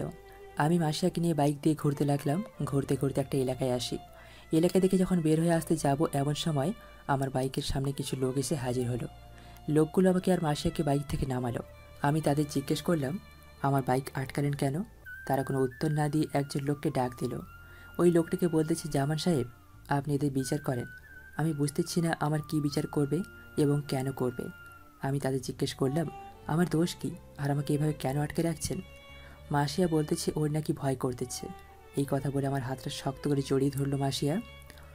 বলেন না কেন আটকে রেখেছেন? তোরা জানিস না এই এলাকায় কোনো মেয়ে ছেলে এলাও না? আঙ্কেল আমরা এই এলাকায় তো থাকি না, তাই আমরা জানি না। আমরা তো এখানে ঘুরতে আসছি। তাহলে তো আমাদের জেনে আসা দরকার ছিল। তোমরা কি স্বামী স্ত্রী নাকি? জি না আঙ্কেল, আমরা স্বামী স্ত্রী না। তাহলে কি গার্লফ্রেন্ড বয়ফ্রেন্ড? জি আঙ্কেল। তোমাদের আব্বু আম্মুর নাম্বার দাও, আমি তাদের সাথে কথা বলবো। এখন তোমাদের পড়াশোনা করার বয়স, আর এখন তোমরা ঘুরতেছো। তাড়াতাড়ি নাম্বারটা দাও। নাসান তো ওদের নাম্বার দিতে পারবে না, কারণ হলো মাসিয়ার পরিবার আর নাসানদের পরিবার হলো জাত শত্রু। তারা যদি কেউ জানতে পারে নাসান আর মাসিয়া একে অপরকে ভালোবাসে, তাহলে তাদের মেরেই ফেলবে। এখন আপনারা বলতেই পারেন নাসান আর মাসিয়া তো জানতো তারা জাত শত্রু, তাহলে তারা কেন একে অপরকে ভালোবাসলো? আসলে এটা তো ভালোবাসা, আর ভালোবাসা তো বুদ্ধি আর বিবেক দিয়ে হয় না, এটা মন থেকে হয়। আর কেউ চাইলেও তো আর মনের বিপক্ষে যেতে পারে না। আঙ্কেল সরি, আপনাকে আমি কোনো নাম্বার দিতে পারবো না। এই মেয়ে, তোমার বাবা মায়ের নাম্বার দাও। আমিও দিতে পারবো না। এই শিহাব, দেখ তো এদের কাছে কি কি আছে। সাহেব, ছেলেটির কাছে বাইকের চাবি, মানিব্যাগ আর মোবাইল আছে, আর মেয়েটির কাছে মোবাইল আরও কিছু টাকা আছে। এই সবগুলো নিয়ে আয়। তারপর জামান নাসান আর মাসিয়ার কাছ থেকে সবকিছু নিয়ে গেল। এখন তোদের জানিস কি করব? কি করবেন? দেখ কি করি। এই শিহাব, তুই গিয়ে একটা কাজীকে ডেকে নিয়ে আয় তো। কাজের কথা শুনেই নাসান বুঝে গেল তাদের সাথে কি করবে। নাসান জামান সাহেবের পায়ে পড়ে গেল। জামান সাহেবের কাছে অনেক মিনতি করতেছে তাদের যেন বিয়েটা না দেয়। তাদের যদি বিয়ে হয় তাহলে তাদের ক্যারিয়ার শেষ হয়ে যাবে। কিন্তু জামান সাহেব তাদের কোনো কথাই শুনল না। কাজে এসে তাদের জোর করে বিয়েটা পুড়িয়ে দিল। এখন যা, তোদের কাউকে কিছু বলবো না। যদি কেউ কিছু বলে তাহলে বলবি তোরা স্বামী স্ত্রী। আর এই নে বাইকের চাবি, নিয়ে যা। নাসান আর মাসিয়াক কাছ থেকে সব কিছু বাইকটা দিয়ে পাঠিয়ে দিল। নাসা আর মাসিয়াকে নিয়ে একটা নীরব জায়গায় আসলো, যাতে কেউ তাদের ডিস্টার্ব করতে না পারে। মাসিয়া এখন তো তুমি আমার স্ত্রী, এখন আমি কি করব বলো? আমার এখনো বিয়ে করা বয়স হয়নি। আমি কি বলবো বলো? আমি কিছু বুঝতেছি না। আমাদের পরিবার তো আমাদের কাউকে মেনে নিবে না। চলো আমরা এখান থেকে অনেক দূরে চলে যাই। আমি তোমাকে হারাতে চাই না। আমার আব্বু যদি এটা জানে তাহলে তোমাকে মেরে ফেলবে। আমি তোমাকে ছাড়া বাঁচতে পারবো না। না মাসিয়া, আমি তোমাকে নিয়ে পালিয়ে যাব না। আমার আব্বু অনেক ভালো, দেখো আমাদের মেনে নেবে। তারপর নাসান মাসিয়াকে নিয়ে তার বাসায় গেল। নাসানদের তো যৌথ পরিবার, তাই তারা সবাই একসাথেই থাকে। নাসান ভয়ে ভয়ে মাসিয়াকে নিয়ে বাসার ভিতরে গেল। মাসিয়াকে দেখি তো সবাই চিনে ফেল। মাসিয়া যেই তাদের জাত শত্রুর মেয়ে। নাসানের কাকারা আর আব্বু মাসিয়াকে দেখেই রেগে গেল। নাসানকে সবাই জিজ্ঞেস করলো মাসিয়া নাসানের সাথে কি করে। তারপর নাসান তাদেরকে সব খুলে বলল। নাসানের কথা শুনেই তো নাসানের পরিবার সকলেই শুনে রেগে গেল। নাসানের আব্বু একটা বন্দুক নিয়ে এসে নাসানের দিকে ফায়ার করলো। একটুর জন্য নাসান বেঁচে গেল। নাসানের হাতে এসে গুলিটা লাগলো। নাসানের পরিবারের কেউ এগিয়ে আসলো না। এটা দেখে মাসিয়া নাসানকে এসে ধরলো। তারপর মাসিয়া তার শ্বশুরকে এই বলতে লাগলো, আজকে আপনারা আপনাদের অহংকারের জন্য যা করতেছেন না, একদিন এই অহংকার আপনাদের পতন হবে। নাসান, চলো আমরা আর এখানে থাকবো না।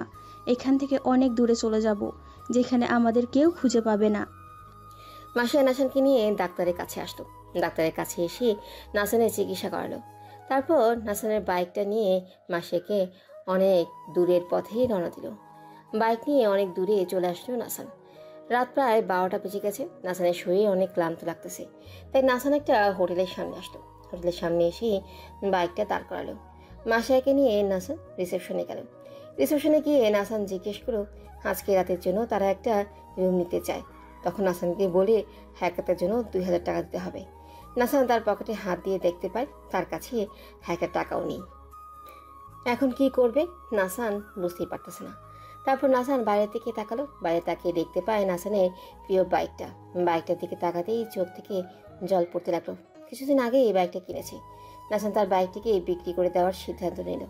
নাসান এই বাইকটাকে অনেক ভালোবাসে, কিন্তু এখন তো বাইক বিক্রি করা ছাড়া নাসানের কোনো উপায় নেই। তাই না চাইলেও বাইকটা বিক্রি করতে হবে। বাইকটা বিক্রি করবে এটা মাসিয়াকে বলবে না। যদি মাসিয়া জানে বাইকটা বিক্রি করবে, তাহলে নাসানকে বাইক বিক্রি করতে দিবে না। তাই নাসান মাসিয়াকে একটা জায়গায় বসিয়ে বাইকটা বিক্রি করতে গেল। কিন্তু সমস্যা হলো এত রাতে বাইক কোথায় বিক্রি করবে নাসান। নাসান বাইকটা বিক্রি করার জন্য হোটেলের স্টাফদের কাছে গেল, কিন্তু কারো কাছে এই বাইক কেনার মতো টাকা নেই। সবাই যখন নাসানকে মানা করে দিল বাইকটা কিনতে পারবে না, তখন নাসানের চোখে কান্না চলে আসলো। যে ছেলেটি কোনো দিনও কাঁদে নাই, সেই ছেলেটি চোখে আজ পানি। কতটা পরিবর্তন! আসলেই সবই হলো পরিস্থিতি। আপনার পরিস্থিতি যেমন থাক চলবে, আপনিও এমন হতে বাধ্য। নাসান ভাবতেছে এখন সে কি করবে। নাসান একা হলে তো কোনো সমস্যাই হতো না। মাসিয়াকে নিয়ে এত রাতে কোথায় যাবে নাসান? নাসানের কিছুই ভালো লাগতেছে না। মাসিয়ার কথা ভেবে আরও কান্না করতে লাগলো। মেয়েটিকে এখনো কিছু খাওয়াতেই পারেনি। এগুলো ভাবতেছিল এমন সময় নাসানের কাছে হোটেলে একজন স্টাফ এলো। ভাইয়া, আমি আপনার বাইকটা কিনতে চাই। আপনার বাইকটাকে দেখলাম কিছুদিন আগেই কিনেছেন। বাইকটা অনেক সুন্দর ভাইয়া। সত্যি আপনি আমার বাইকটা কিনবেন? জি ভাইয়া, এখন বলেন আপনার বাইকটা কত টাকায় বিক্রি করবেন? কিছুদিন আগেই নাসান বাইকটা 3 লক্ষ টাকা দিয়ে কিনেছে। কত টাকা বলবে বুঝতেই পারতেছে না। ভাইয়া 1 মাস আগে তো বাইকটা কিনেছি, তাই আপনি আমাকে 2,50,000 টাকা দিয়েন। ওকে? আপনি আমার সাথে মজা করছেন? ভাইয়া এখানে মজার কি হলো? বাইকটা আমি 3 লক্ষ টাকা দিয়ে কিনেছি, যেহেতু 1 মাস হয়েছে তাই 50,000 টাকা কম বললাম। ভাইয়া আমি এত কিছু বুঝি না, আমি আপনাকে 1 লক্ষ টাকা দিব। যদি বাইকটা বিক্রি করেন তাহলে বলেন। ভাইয়া আপনি একটু ভেবে দেখেন, 1 মাস হলো বাইকটা নিয়েছি, 1 মাসের জন্য কি 2 লক্ষ টাকা কমে দেয়? 1 মাস হয়েছে নাকি 2 মাস হয়েছে আমি এত কিছু জানতে চাই না। বলেন 1 লক্ষ টাকায় বিক্রি করবেন কি না? না ভাইয়া, বিক্রি করব না। স্টাফ চলে যাচ্ছে। নাসান এখন কি করবে? নাসানের তো টাকা লাগবে, তাই নাসান স্টাফের কাছে তার প্রিয় বাইকটা এত কম টাকায় বিক্রি করলো। বাইকটা বিক্রি করার সময় নাসানের চোখ থেকে জল পড়তেছিল। টাকাগুলো নিয়ে রুম বুকিং করে চাবিটা নিয়ে মাসিয়ার কাছে আসলো। হাসতেই মাসিয়া নাসানকে জিজ্ঞেস করলো কোথায় গিয়েছিল। নাসান কোনো উত্তর না দিয়েই মাসিয়াকে নিয়ে রুমে গেল। রুমে আসতেই মাসিয়া নাসানকে জিজ্ঞেস করলো, তোমার কাছে তো টাকা ছিল না, তাহলে টাকা কোথায় পাইছো? মাসি আমার অনেক ক্লান্ত লাগতেছে, চলো রেস্ট করি, তোমার উপর দিয়ে অনেক ধকল গেছে। তোমার কাছে তো টাকা ছিল না, তাহলে টাকা কোথায় পাইছো? মাসিয়া আমার মাথাটা ব্যথা করতেছে, চলো ঘুমাতে যাই। এখন আমার কিন্তু রাগ উঠতেছে। তোমাকে কতক্ষণ ধরে বলছি টাকা কোথায় পেয়েছো, তুমি আমার কথা এড়িয়ে যাচ্ছ কেন? বলো টাকা কোথায় পেয়েছো? নাসান মাসিয়াকে জড়িয়ে ধরে কাঁদতে লাগলো। তুমি এমন করে কাঁদছো কেন? তোমাকে কাঁদতে দেখলে আমার ভালো লাগে না, প্লিজ কেঁদো না। তারপর নাসান মাসিয়াকে সব বলল। তোমাকে কে বলেছে আমার জন্য তোমার প্লিজ বাইকটা বিক্রি করতে? তোমার জন্য বিক্রি করব না তো আর কার জন্য করব? তুমি তো জানো আমাদের সব টাকা নিয়ে গেছে, আর আমি বাসা থেকে কোনো টাকাও নিয়ে আসিনি। এখন তোমাকে নিয়ে আমি রাস্তায় থাকবো নাকি? তাই আমি বাইকটা বিক্রি করে দিয়েছি। এছাড়া আমার আর কোনো উপায় ছিল না। এখন থেকে তুমি আমার সব, বুঝলে? বাইক তো জীবনে বেঁচে থাকলে আরও কিনতে পারবো, কিন্তু তোমাকে কষ্ট দিতে পারবো না। বাইক আমার প্রিয় হলেও তোমার থেকে কোনো কিছুই আমার কাছে বেশি প্রিয় না, বুঝলে? নাসানের কথা শুনে মাসিয়া নাসানকে জড়িয়ে ধরে কাঁদতে লাগলো। শুধু শুধু আমরা ঘুরতে গিয়েছিলাম, ঘুরতে না গেলে তো এগুলো কিছুই হতো না। না তোমার বাইক বিক্রি করা লাগতো, না আমাদের এত কষ্ট করতে হতো। আল্লাহ যা করলে মানুষের মঙ্গলের জন্যই করেন, তারই শুধু এগুলো বলে কষ্ট পেও না। যা হয়েছে তা ভুলে যাও। এভাবে তাদের বিয়ে 2 বছর হয়ে গেল। একদিন নাসান রাতের কাজ থেকে বাসায় আসলো। বাসায় এসে রাতের খাবার খেয়ে ঘুমিয়ে গেল। রাত 2টার দিকে নাসানের বাসার 3 থেকে 4টা চোর আসছে। নাসান তখন ঘুমাইতেছিল, কিন্তু মাসিয়া বুঝতে পারে তাদের বাসায় কেউ হাসছে, তাই নাসানকে ঘুম থেকে উঠিয়ে দেখতে গেল। মাসিয়া নাসান দেখতে পেল 2জন চোর তাদের বাসায় চুরি করতেছে, কিন্তু হঠাৎ পিছন থেকে নাসান আর মাসিয়ার মাথায় আঘাত করা হলো। তারা সাথে সাথে ফ্লোরে পড়ে গেল। প্রায় 30 মিনিট পর নাসানের জ্ঞান ফিরল। নাসান বুঝতে পারে তার পুরো শরীর রশি দিয়ে বাঁধা, মুখটাও কাপড় দিয়ে বাঁধা, যাতে চিৎকার দিতে না পারে। নাসান আশপাশে মাসিয়াকে খুঁজতে থাকে, কিন্তু মাসিয়াকে পায়নি। নাসান কোনো মতে দাঁড়ালো, আস্তে আস্তে রুমের দিকে গেল। রুমের দরজাটা একটু খোলা। নাসান রুমে ওকে দিয়ে যা দেখতে পায় কোনোদিনও কল্পনাও করতে পায়নি। নাসান দেখতে পায় ওই 4জন চোর মাসিয়ার মুখ বন্ধ করে ধর্ষণ করতেছে। মাসিয়া তাদের থেকে নিজেকে ছাড়াতে চাইতেছে, কিন্তু মাসিয়াকে জোর করে ওরা 4জন মিলে। নাসান আর নিজেকে আটকে রাখতে পারল না, দরজা ধাক্কা দিয়ে দরজা খুলে ফেল। দরজা খোলার সাথে সাথে মাসিয়া ওদের সবাইকে ধাক্কা দিয়ে নিচে ফেলে দিয়ে নাসানের কাছে চলে আসলো। মাসিয়া এখন নাসানের বাঁধা রশিগুলো খুলতে যাবে, তখনই ওখান থেকে একটা লোক এসে মাসিয়ার মাথায় আঘাত করলো। সঙ্গে সঙ্গে মাসিয়া মারা গেল। নাসান মাসিয়ার কাছে পড়ে চিৎকার করে কাঁদতে লাগলো। মুখ বাঁধা ছিল, তাই কেউ নাসানের চিৎকার শুনতে পায়নি। তারপর তারা নাসানের মাথায় আঘাত করলো, কিন্তু নাসান মরা নাই। ওরা মনে করেছিল নাসান মারা গেছে। নাসান আর মাসিয়ার মৃতদেহ নিয়ে একটা জঙ্গলে ফেলে আসলো।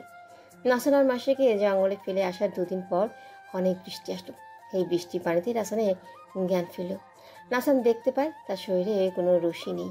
নাসান মাটি থেকে উঠে মাসিয়াকে খুঁজতে লাগলো। নাসান মাসিয়াকে একটা গর্তের মধ্যে দেখতে পায়। মাসিয়ার লাশ ভেসে আছে। মাসিয়ার লাশ গর্তে রেখে গিয়েছিল, বৃষ্টির জন্য মাসিয়ার লাশটা ভেসে উঠেছে। নাসান গর্ত থেকে মাসিয়াকে তুলে তার কোলের উপর রেখে কাঁদতে লাগলো। আল্লাহ, তুমি এটা আমার সাথে কেন করলে? আমার কি দোষ ছিল? আমি তো মাসিয়াকে নিয়ে একটু ভালোভাবে বাঁচতে চেয়েছিলাম, তাহলে কেন এমন হলো আমার সাথে? মাসিয়া, ওই মাসিয়া। তারপর নাসান জঙ্গলের মধ্যে একটা গর্ত করে মাসিয়াকে কবর দিল। নাসানকে কবর দিয়ে পুলিশের কাছে গেল এর বিচার চাইতে, কিন্তু পুলিশ নাসানকে ঘাড় ধাক্কা দিয়ে বের করে দিছে। নাসান থানা থেকে বের হয়ে মাসিয়ার কবরের কাছে গেল। মাসিয়ার কবরে 1 মুঠো মাটি নিয়ে প্রমিস করলো, যারা যারা মাসিয়ার সাথে এমন করেছে তাদের একদিন তিল তিল করে মারবে। এভাবে কিছুদিন চলে গেল। নাসান মাসিয়ার এই মৃত্যুটা স্বাভাবিকভাবে নিতে পারেনি, তাই অনেকবার সুইসাইড করতে গিয়েছিল। কিন্তু যখনই সুইসাইড করতে যায় তখনই নাসানের মনে পড়ে যায় মাসিয়ার কবরে মাটি নিয়ে যেয়ে প্রমিস করেছিল। নাসিয়াকে ছাড়া নাসান যেন পাগলের মতো দিন কাটাইতেছিল, না খাওয়া, না ঘুম, না কিছু। এভাবে অনেক দিন চলে গেল। নাসান খোঁজ নিয়ে জানতে পারে ওই 4জন হলো দেশের বড় বড় শিল্পপতি ছেলে। তারা নাসানের বাসায় সাথে একটা পার্টিতে আসছিল। অনেক ড্রিঙ্ক করার কারণে তাদের মাথায় ছিল না তারা কোন বাসায় ঢুকেছে। নাসানের বাসায় গিয়ে মাসিয়াকে দেখে তাদের মাথা নষ্ট হয়ে গেল। তারা কেউ নিজেকে সামলাতেই না পেরে মাসিয়াকে ধর্ষণ করেছিল। তারপর নাসান ভাবে ওরা যখন নাসানের মাসিয়াকে বাঁচতে দেয়নি, ভালোভাবে থাকতে দেয়নি, তখন নাসানও বছর ভালো থাকবে না। তারপরে থেকে নাসানের মেয়েদের সাথে এমন করা শুরু করলো। এই পুরো ঘটনা শুনে হাজব্যান্ড কান্না করে দিল নাসানের কাঁধে হাত দিয়ে। নাসানকে সান্ত্বনা দিতে লাগলো। হাজব্যান্ড নাসানকে বলল, নাসান, ওরা তোমার মাসিয়ার সাথে এমন করেছে, তাই তুমি কেন এই অবলা মেয়েগুলোর জীবন নিয়ে খেলা করছো? ওরা যখন আমার মাসিয়াকে আমার সাথে বাঁচতে দেয়নি, আমার মাসিয়াকে ধর্ষণ করে নির্মমভাবে হত্যা করেছে, তাই আমিও কোনো মেয়েকে ভালোভাবে বাঁচতে দেব না। তাদের সাথে এমন করে তাদের থেকে টাকা নিয়ে আমি অনেক বড় হয়ে আর একদিন মাসিয়া খুনিদের নিজের হাতে শাস্তি দেব। কিন্তু নাসান, এটা তো অন্যায়। ওরা অন্যায় করেছে, তাই তুমিও ওদের মতো অন্যায় করবে নাকি? করব। আমাকে যখন ভালো হয়ে বাঁচতে দেয়নি, তখন আমিও তাদেরকে ভালোভাবে বাঁচতে দেব না? আর তুমি কি ভেবেছ তুমি আমার বিরুদ্ধে প্রমাণ জোগাড় করতেছ আমি কিছুই জানি না? তাহলে ভুল ভাবছো। তুমি যে প্রমাণ জোগাড় করে আমাকে পুলিশে দিতে চাও, আমি সেটা অমিকে প্রথম দিন দেখেই বুঝেছি। আর চ্যালেঞ্জ করলাম, তুমি যদি পারো আমাকে পুলিশের কাছে ধরিয়ে দাও। আমি জানি তোমার মতো পুচকে বাচ্চা এটা পারবে না, তাও বললাম। আমি তোমাকে চাইলে আরও আগেই পরপরে পাঠিয়ে দিতে পারতাম, কিন্তু তোমার মতো ইনোসেন্ট ছেলেকে মারতে খারাপ লাগতেছে। আর শেষ একটা কথা, কাল আমি অমির সাথে রুম ডেট করব, পারলে তুমি আটকাতে পারো। আমিও দেখতে চাই আমার প্রতিদ্বন্দ্বী আমাকে কেমন পারে। এটা ফার্স্ট একটা প্রমাণ। It's my challenge. আজমান কি করবে বুঝতেই পারছে না। আজমানের নাসান সব কিছু জানে। নাসান আজমান ভয় পাইতেছে যদি তার পরিবারে কোনো ক্ষতি করে। আজমান বুকে সাহস নিয়ে বলল, আচ্ছা, চ্যালেঞ্জ অ্যাকসেপ্টেড। আচ্ছা, এখন আমি যাই, আর কাল দেখবো তুমি কেমন করে আমাকে হারাও। তারপর আজমান ওখান থেকে চলে আসলো। প্রায় 1 ঘন্টা পর অফিসে আসলো। অফিসে এসে ম্যামের কাছে গেল। ম্যামকে অমির ব্যাপারে সব বলল, কিন্তু নাসান কেন এমন হয়েছে এটা বলেনি। এই কথা শুনে তো ম্যামের রাগ উঠে গেল। ম্যাম সাথে সাথেই অমিকে ফোন দিল। 30 মিনিট পর অমি আসলো। কি হয়েছে বল, এত তাড়াতাড়ি আমাকে ফোন দিয়ে আসতে বললি যে? তোর সমস্যা কি? তোকে কি করতে বলেছি আর তুই কি বলছিস? অমি ভূমির কাছে গিয়ে জড়িয়ে ধরে কান্না করে দিল। কান্না করতেছে তো করতেছে, থামছেই না। আমি কান্না করছিস কেন বলবি তো? আমার পুরো জীবনটা শেষ হয়ে গেল রে। বলবি তো নাকি? কি হয়েছে আমাকে পুরো ঘটনাটা খুলে বল। আচ্ছা বলছি, আমি ওই দিন তোর অফিস থেকে বাসায় যাচ্ছিলাম। বাসার সামনে নাসানের সাথে দেখা হয়। নাসান আমাকে বলল তার সাথে কফি খেতে যেতে। আমি কিছুক্ষণ ভাবলাম, তারপর নাসানের সাথে কফি খেতে গেলাম। নাসানের সাথে কফি খেতে খেতে অনেক কথা বলি। হঠাৎ করে আমার মাথা ব্যথা শুরু হয়ে গেল। তারপর আমার আর কিচ্ছু মনে নেই। আমার জ্ঞান ফিরলে দেখি আমি একটি রুমে। আমার গায়ে কোনো কাপড় নেই। আমার উপরে একটা কাঁথা ছিল। আমি কাঁথাটা সব পেঁচিয়ে কোনো রকমগুলো কাপড় পরে নিলাম। তখন আমি বুঝতে পারছিলাম না কি হয়েছে। একটু পর দেখি নাসান ওয়াশরুম থেকে বেরিয়ে আসলো। আমি নাসানের গলায় ধরে বললাম, আমার সাথে কেন এমন করলে? নাসান আমাকে উত্তরে বলল, যাও গোসল করে এসো। সারা রাত তোমার উপর দিয়ে অনেক ধকল গেছে, তুমি ক্লান্ত হয়ে গেছো। যাও গোসল করে খেয়ে রেস্ট নাও। আমি নাসানের কোনো কথাই শুনছিলাম না। আমি কাঁদতে লাগলাম। এটা আমার সাথে কি করেছো তুমি? হঠাৎ আমার কোমরে হাত দিয়ে কাছে টেনে নিল। তারপর আমার ঠোঁটে কিস করতে করলো। আমি শক্ত করে কিস করছিল। আমি নিজেকে ছাড়ানোর চেষ্টা করছিলাম, কিন্তু পারি নাই। আমাকে ছাড়তে ছিল না। তারপর আমি কোনো উপায় না দেখে নাসানের ওই জায়গায় হিট করে বসলাম। তারপর আমাকে ছেড়ে দিল। আমি তাড়াতাড়ি ওয়াশরুমে চলে গেলাম। ওয়াশরুমে বসে কাঁদতে লাগলাম। রুম থেকে নাসান আমাকে বের হয়ে আসতে বললো। আমি বের হলেই তো আবার আমি ফ্রেশ হতে লাগলাম। ফ্রেশ হয়ে রুমে আসলাম। রুমে আসার সাথে সাথেই নাসান আমাকে বলতে লাগলো, তুমি আমার ওই জায়গায় মারলে কেন? এখন তো আমার তোমাকে আবার ওসব করতে হবে। নাসান আমার দিকে আসতে লাগলো। আমি নাসানকে বলে দিলাম আমার কাছে আসবে না, তাহলে আমি চিৎকার করব কিন্তু। তারপর নাসান আমাকে যা দেখালো সেটা দেখে আমি নিজেই বাধ্য হলাম নাসানের সাথে এসব করতে। নাসান আমার কাপড় খোলা অনেকগুলো পিক তুলেছে আর ভিডিও করেছে। তারপর আমাকে থ্রেট দিল, আমি যদি উল্টাপাল্টা করার চেষ্টা করি তাহলে এই পিক আর ভিডিও ভাইরাল করে দিবে। তারপর থেকে আমি বাধ্য হয়ে নাসানের সাথে 2 দিন পর পর হোটেলে যেতাম। আমার জীবনটা পুরো শেষ করে দিয়েছে নাসান। আমি সুইসাইড করার চেষ্টা করেছিলাম, কিন্তু নাসান আমাকে বলে দিয়েছিল যদি সুইসাইড করি তাহলে আমার এই ভিডিওগুলো সামাজিক মাধ্যমে ভাইরাল করে দিবে। অমি, তুই কি বলছিস এগুলো? আমি ঠিক বলেছি ভূমি। কিন্তু তুই আমাদের আগে জানালি না কেন?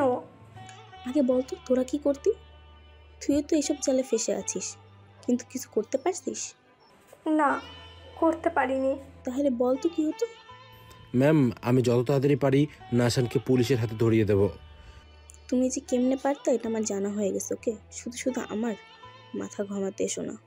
আমি আর একটাবার চেষ্টা করে দেখি।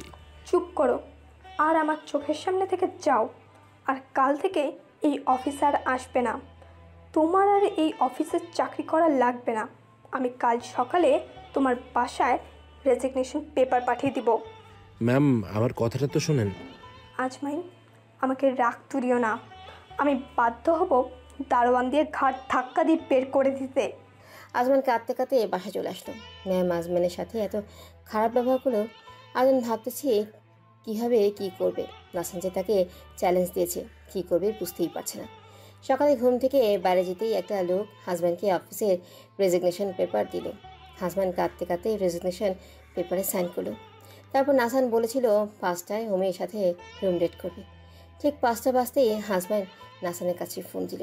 হাজব্যান্ড একটা 5 বছরের ছোট্ট মেয়েকে বলতেছে, আম্মু তোমার আব্বুকে ফোন দাও তো। তারপর ফিচিমিটি মানে রাত্রি নাসানকে ফোন দিল।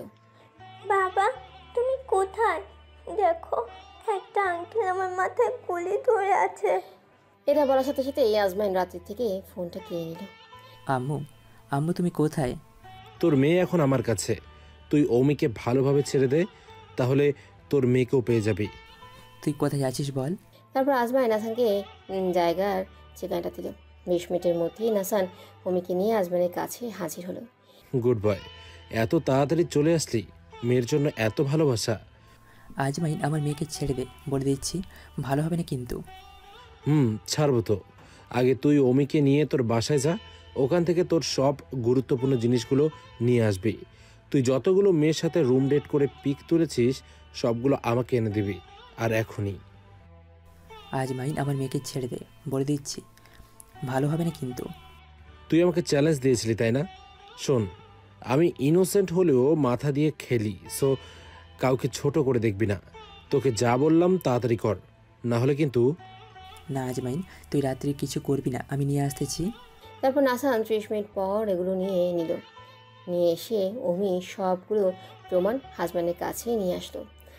আজমাইন এখন রাত্রিকে দিয়ে দেখতে আমি তোকে আমার সব কিছু দিয়ে দিয়েছি, কিন্তু আমি একটা কথা বুঝলাম না, আমার যে মেয়ে আছে এটা তো কেউ জানে না, তুই কীভাবে জানলি? তুই নিজেকে অনেক ইন্টেলিজেন্ট মনে করিস তাই না?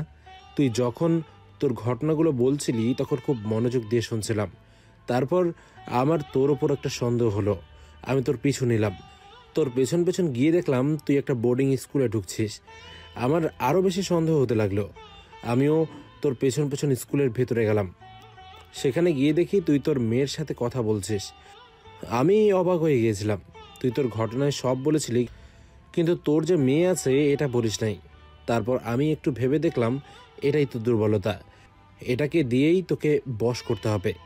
আচ্ছা, সব বুঝলাম, কিন্তু তুই এখন থেকে আমার মেয়েকে ছেড়ে দে, আমার মেয়েকে আমার কাছে দে। আব্বু আমাকে এখান থেকে নিয়ে যাও, আমার অনেক ভয় করতেছে। হ্যাঁ আম্মু, তোমাকে নিয়ে যাব। আজমাইন, আমি তো তোর সব কথা শুনেছি, এখন আমার মেয়েকে দিয়ে দে। এত তাড়াতাড়ি তো দেবো না। তুই যে এতগুলো মেয়ের জীবন নিয়ে খেলেছিস সেটার কি হবে? তুই পুলিশের কাছে নিজে সারেন্ডার করবি, তারপর তোর মেয়েকে আমি তোর কাছে পৌঁছে দেব। এটা কিন্তু বেশি হয়ে যাচ্ছে আজমাইন। এখনো তো কিছুই করি নাই, সবে তো শুরু। আমি তোর পারবো না। হাজব্যান্ড রাত্রি হাতটা ধরে একটা মোচড় দিল। মোচড় দেওয়ার সময় হাজব্যান্ডের অনেক কষ্ট হচ্ছিল, কিন্তু হেঁটিকে তো করতেই হবে।